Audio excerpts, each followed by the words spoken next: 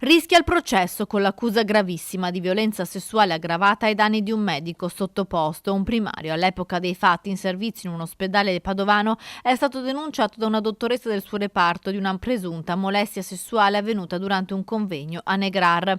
Il GUP della Procura di Verona deciderà la prossima settimana se rinviare a giudizio il primario. I fatti, secondo la denuncia e la segnalazione fatta alla direzione della struttura sanitaria in cui due medici operano, risalgono all'inizio del 2022, quando il primario e la dottoressa del suo reparto sono impegnati in un convegno fuori provincia. In quell'occasione l'uomo avrebbe tentato un approccio sessuale esplicito nelle parole e nei gesti. Nonostante il rifiuto della donna, insiste. Proprio quell'insistenza ha spinto la dottoressa a segnalare l'episodio. Il procedimento disciplinare verso il primario è stato sospeso in attesa della decisione del giudice. Nel frattempo, i due continuano a lavorare insieme nonostante la dottoressa abbia chiesto più volte un suo allontanamento dal reparto.